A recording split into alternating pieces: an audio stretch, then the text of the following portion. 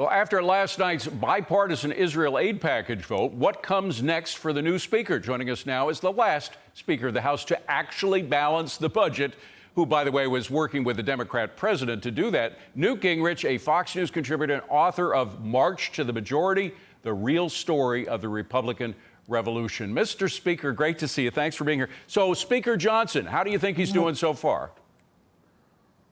Well, I think he's had a very good opening couple weeks. He took two bold decisions.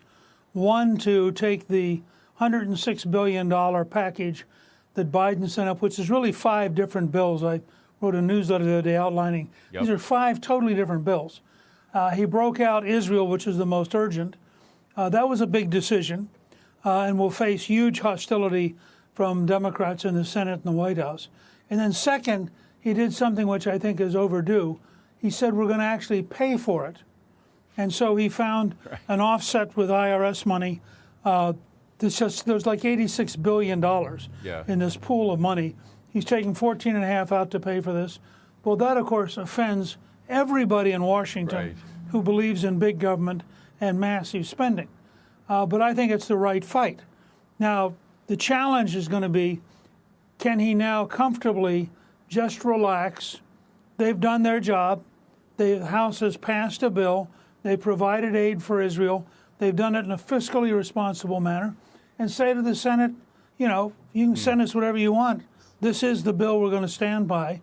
And if you want aid for Israel quickly, this is the bill you're going to accept. Well, it's not just Republicans in the Senate, though, that might be working against him.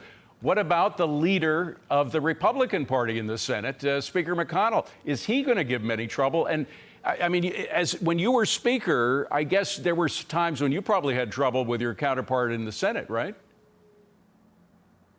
Not much, because we had Bob Dole, who was running for president. That's true. And therefore wanted to work with us. And then when he stepped down, Trent Lott, who was an old friend, had been in the House for years, became the leader. So we were able to pretty well coordinate. And part of what's going on here, I think, is a generational shift.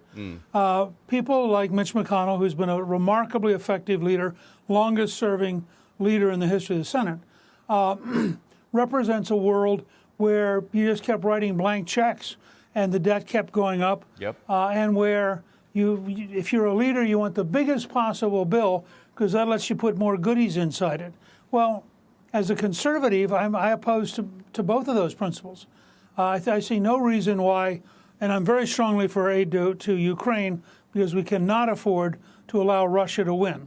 If Russia wins in Ukraine, we will face a much bigger war in Western Europe within a decade. But now is the time for a single issue bill. And I agree with you 100%. That's why Speaker Johnson was so right in focusing in on that without having all the... And for goodness sakes, they had a so-called border security bill that wouldn't do anything to secure the border. So to break all that stuff out, I could use another word, and focus on Israel seemed to really be the right thing. The question is whether the president will veto it and what happens then. Well, I also think you've got the reality that the next thing that Speaker Johnson should do is bring up a Ukraine bill, have it offset. You know, you have a $6 trillion, $200 billion budget. Now, if you can't find 1%, which is all you need to take care of Ukraine, then you're not very serious about helping Ukraine.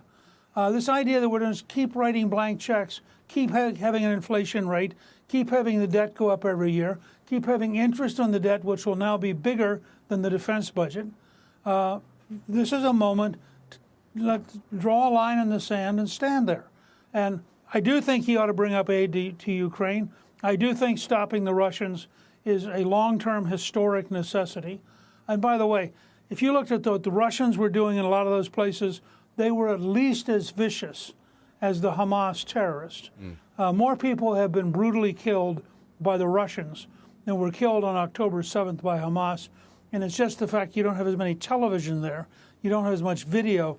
But what the Russians have been doing is as barbaric as anything Well, they that have a Hamas history. did. Newt, very quickly, because we're running out of time, but I've got to ask you about what's happening in our universities, specifically with the anti-Semitism that's growing there at our most elite university, at Harvard, at Columbia, at Yale, at these universities. In Harvard, you just had an incident where a Jewish student was surrounded by these anti-Israel protesters, one of whom was an editor of the Harvard Law Review. Now, Bill Ackman wants to have him suspended from that position. But I mean, what do you make of all this?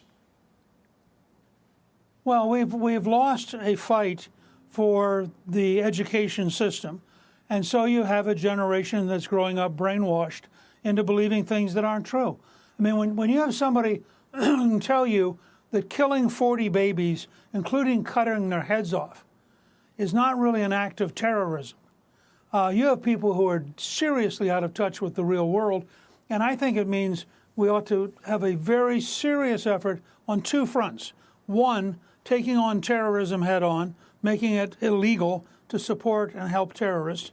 And two, really re-examining the entire university structure, potentially including repealing their tax break. I mean, why would we give Harvard a tax break that has $40 billion in its endowment, and it's dominated by left-wingers who hate America?